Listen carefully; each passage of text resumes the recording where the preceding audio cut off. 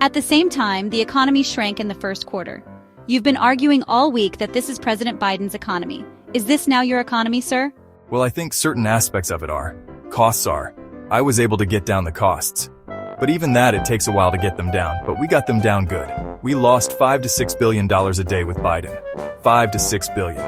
And I've got that down to a great number right now in a record time. You know, we're talking about 100 days, but just think of what that is. $5 billion a day we're losing on trade. And we were very tough with China, as you know. We put 145% tariff on. Nobody's ever heard of such a thing. And we've essentially cut off trade relationships by putting that much of a tariff on.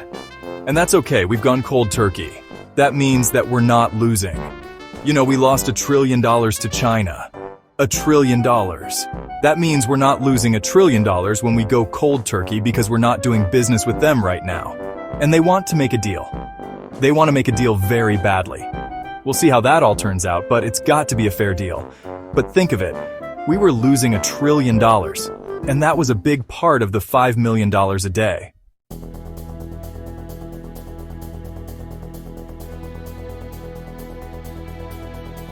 And I want to talk about China, but just staying on this idea of the economy. On the eve of your inauguration, the stock market spiked. You called it the Trump effect. It spiked because I was elected president. It didn't spike because of anybody else. It spiked because they see what I'm going to do. They know what I'm going to do with the tariffs and everything else. And I think it's actually working out better than we anticipated. Did you see oil prices? Did you see gasoline is now below, in many cases in many states, below $2 a gallon? $1.98, $1.99, $1.97? Well, my question, sir, is when the stock market spiked, you said this is the Trump effect. When the numbers weren't so good earlier this week, you said it's the Biden effect. Are you only taking ownership of the good numbers and not the bad numbers? Well, I think he did a lot of very bad things. And despite some of the bad things, we're overcoming them. But he was bad on the border. He was bad on the economy. We had the worst inflation in the history of our country. Look, Biden gave us the worst inflation in the history of our country. People, it didn't matter what they made because they were losing their shirt because of costs. Now take a look at what happened. Oil is down, gasoline is down, groceries are down, eggs. You were the one that asked me. You asked me about eggs. It was the first week. I didn't even know anything about what we were talking about. Egg prices were so high you couldn't buy eggs. They didn't have any eggs. And they said, Easter is going to be a disaster. Well, we had Easter at the White House, and we had thousands of eggs, and they were down 87%.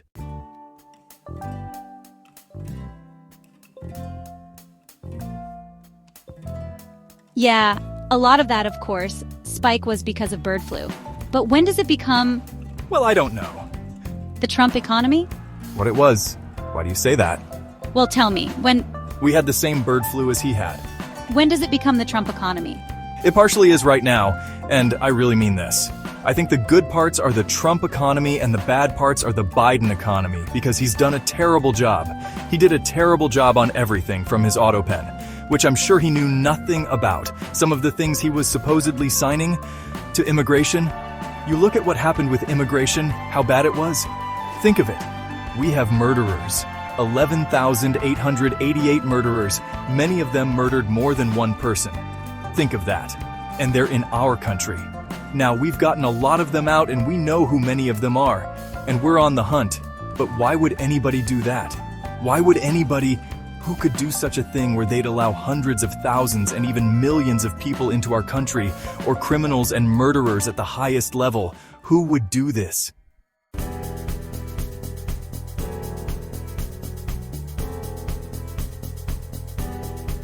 But sir, you acknowledge when you announced your tariffs, for example, the stock market dropped. It's been volatile. It has...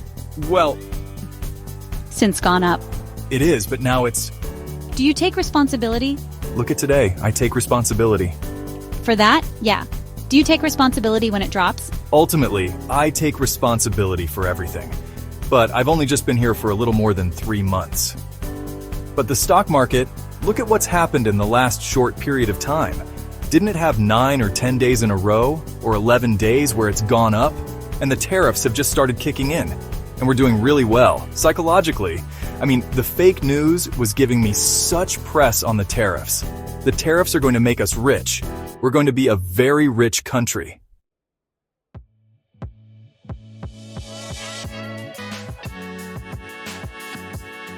So let's talk about the tariffs.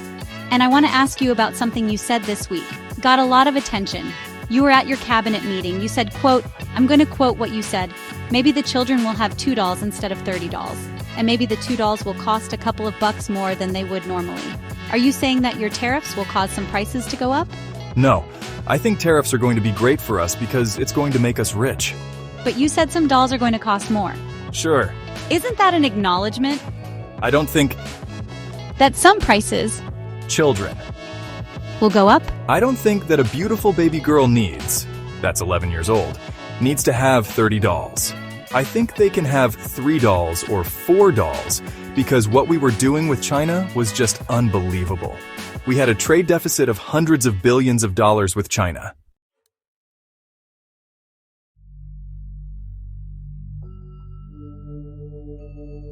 When you say they could have 3 dolls instead of 30 dolls, are you saying I'm saying they don't need to have 30 dolls. that Americans could see empty store shelves? No, I'm not saying that. I'm just saying they don't need to have 30 dolls. They can have 3. They don't need to have 250 pencils. They can have 5. But you're basically saying there could be some supply shortages I'm basically saying because of the tariffs. we don't have to waste money on a trade deficit with China for things we don't need, for junk that we don't need.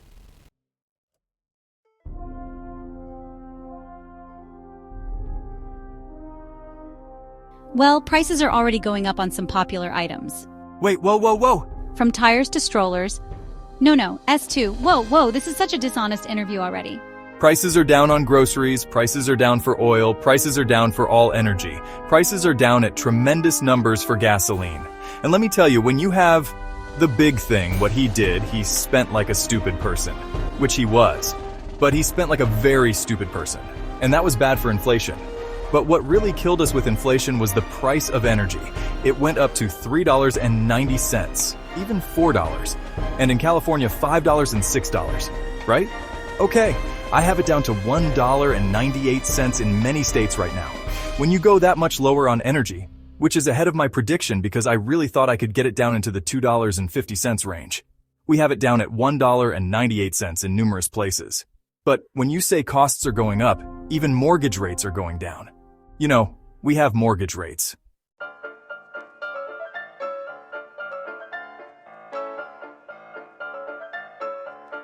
But let me give you some examples. These are actual examples. So you're saying the prices that are going down, some prices are going up.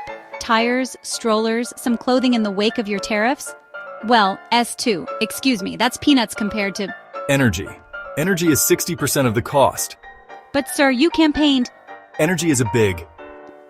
on a promise to bring prices down on day one. Well, I don't know when you say strollers are going up, what kind of a thing? I'm saying that gasoline is going down. Gasoline is thousands of times more important than a stroller or someplace.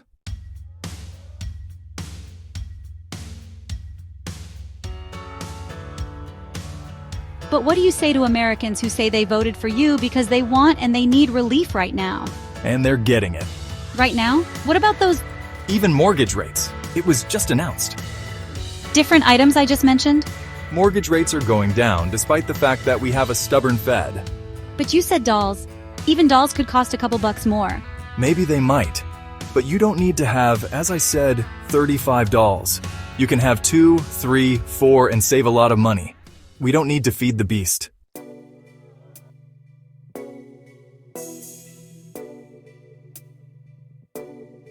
How long should people expect that transition to last, Mr. President?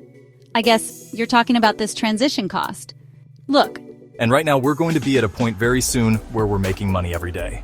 You don't talk about that. $5 billion a day. Again, we were losing more than $5 billion a day. We're doing great. I can tell you that we're making a lot of money. I can't tell you that. how soon? Very simple. Therefore, we're saving hundreds of billions of dollars. Now we're essentially not doing business with China. We were losing hundreds of billions of dollars with China. They've been making a number of public statements. You take me to my next question, which is about China. Very positive statements in the last 24 hours.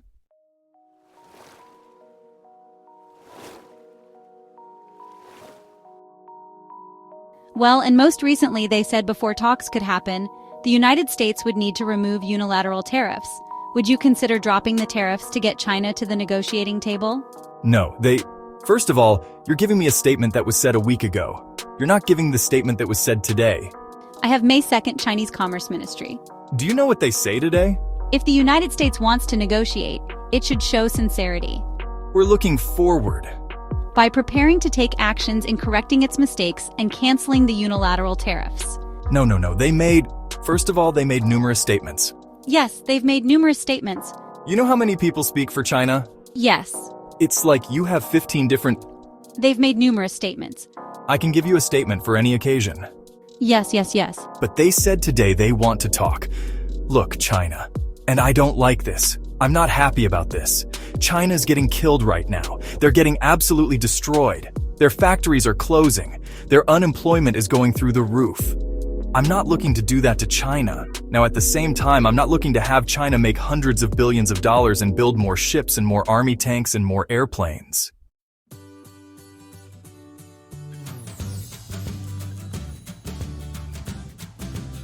So you're not prepared. Just to be very clear, you're not dropping the tariffs against China to get them to the negotiating table.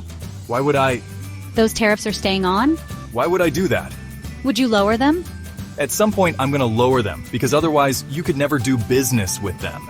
And they want to do business very much. Look, their economy is really doing badly. Their economy is collapsing. So small businesses say they are being hurt by the Chinese tariffs, and some could be forced to shut down.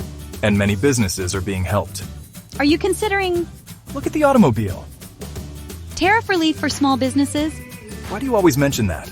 You know, you pick up a couple of little businesses. What about the car business? They're going to make a fortune because of the tariffs. Do you know that the union, the head of the union, who is no fan of mine, Sean Fain, I guess his name is, right?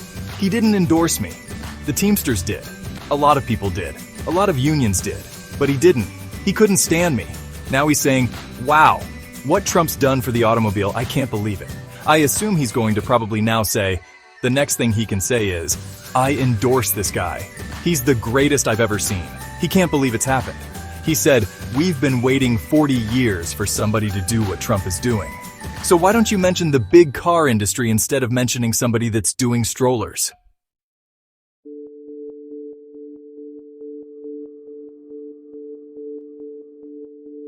Well, I'm just asking you about small businesses. Are there any discussions about giving any relief to small businesses? They're not going to need it. Okay, They're going to make so much money. Are these tariffs? If you build your product here, remember, there are no tariffs if you build your product here. It's very easy. It's very simple. Are these tariffs permanent, Mr. President? Depends on what you're talking about.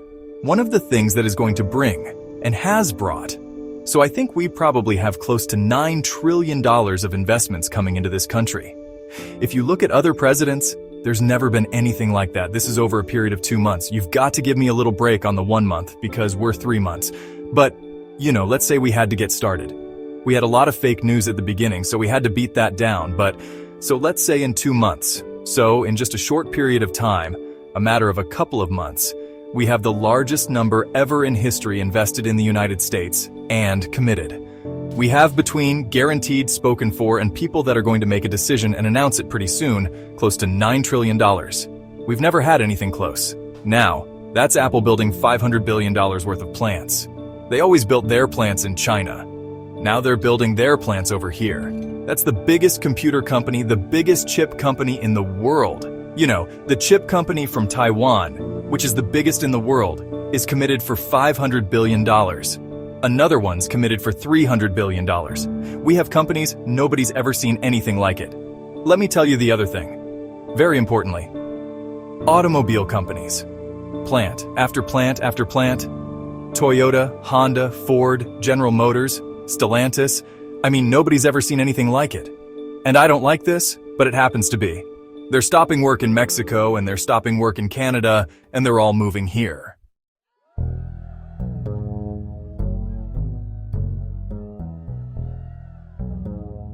This is important, though. You're not taking the possibility that these tariffs could be permanent off the table. Some of them? No, I wouldn't do that because if somebody thought they were going to come off the table, why would they build in the United States? Let me ask you about... You understand that, right? Yeah. No, that's why I'm asking, because there's a lot of, I think, uncertainty for CEOs, for business owners. They want to know, are these tariffs... See, I don't think there is uncertainty. Permanent? I think there's only uncertainty in the fake news. I don't think there's uncertainty. I've been very rigid, very strong on it. But I will say I'm flexible. Like, with respect to parts made outside of the country, I gave the automobile companies a little extra time. You're talking about 15% and then 10% of the parts made, put in a car. I gave them a little extra time without penalizing them. And I did that only to help, companies. We're looking to help companies. We want them to thrive and to hire a lot of people, and that's what's happening.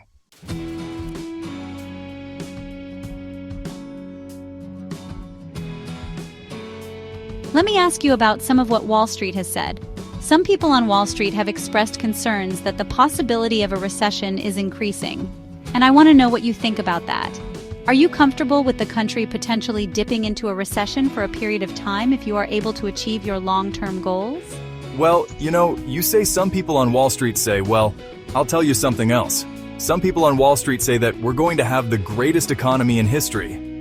Why don't you talk about them? Because some people on Wall Street say this is the greatest... Well, that's what I'm getting at. ...thing that ever happened. That's what I'm getting at, though. There are many people.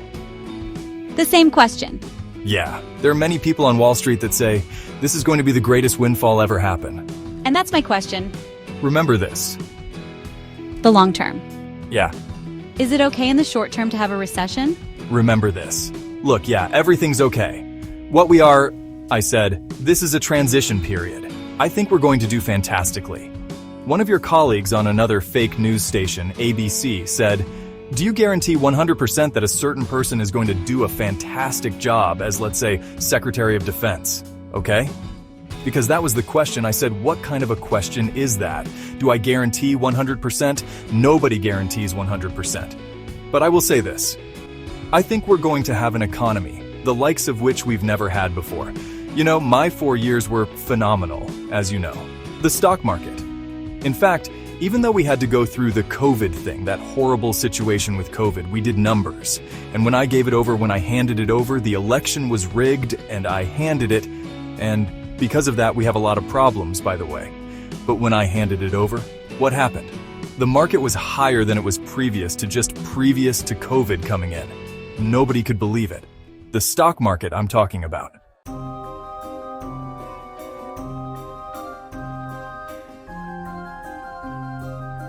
I don't want to look back, but you did take your case to court about that. No, you gotta look back. You took your case to court about your allegations against the election. Let me ask you, sir. No. There's no question about it. The election was rigged, the facts are in, and it's still being litigated. Let's go. You did take your case to court more than 60 times. No, sure.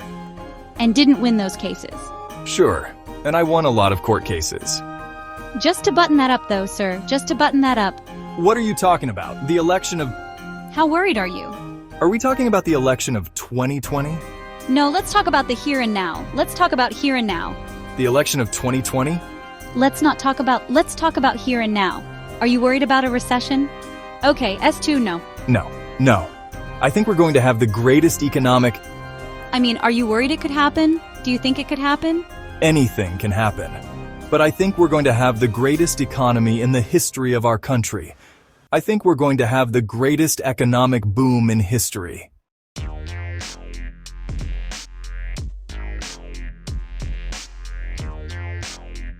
Let me ask you about this call to Amazon founder Jeff Bezos this week, in response to a report that Amazon was going to display tariff costs next to product prices. Are you going to punish CEOs who increase their prices because of tariffs? I think what is a great misnomer is the word tariff. In many cases, it's not. To me, I don't view it as a tax. I view it as an incentive for people to come into the United States and build plants, factories, offices, a lot of things. I think it's an incentive. But the thing that's not known is, if you look back and see oftentimes like China or Vietnam or other countries, not just China, because China's an abuser, but there are other abusers. Many of them are friends, the so-called, I say, friend and foe. And friend is oftentimes worse than foe. But what people don't understand is, and this is a lot, the country eats the tariff. The company eats the tariff. And it's not passed along at all. Well, some CEOs I don't view it as a tax. are saying they're going to have to pass it on. So how do you deal with those CEOs? It may, but the company. How do you deal with those CEOs? China is eating the tariffs right now. What do you say to those CEOs who are saying, we might have to pass this on to the consumer? Well, they say that because maybe it's to their advantage to say it. Maybe they don't. Will you punish them?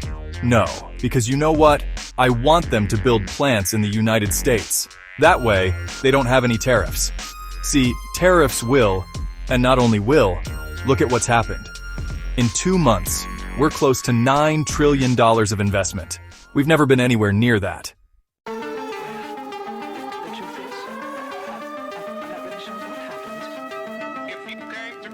What did you say to Jeff Bezos? He's just a very nice guy. We have a relationship. I asked him about it. He said, well, I don't want to do that, and he took it off immediately. So he changed course. And will you take that same tactic with other CEOs if you feel like you'll S2? Sure, I'll always call people if I disagree with them. If I think that somebody's doing something that's incorrect, wrong, or maybe hurtful to the country, I'll call. Absolute, wouldn't you want me to call? Biden wouldn't call because he didn't know what was happening, but I do. Takes me to my next question. Today's strong jobs report likely means, not clear, but likely means, the Fed is less likely to lower interest rates soon. Well, he should lower them. And at some point he will. He'd rather not because he's not a fan of mine. You know, he just doesn't like me because I think he's a total stiff. And, you know, it's just one of those things. He should lower them. And I wish the people that are on that board would get him to lower because we are at a perfect time. It's already late. But he should lower interest rates. Do you rule out removing Fed Chair Jerome Powell? I'm not, I get to change him very quickly anyway. It's in a very short period of time. In 2026, you're not going to you don't have plans to remove him before 2026 when his time's up? No. That was a total... Why would I do that? I get to replace the person in another short period of time.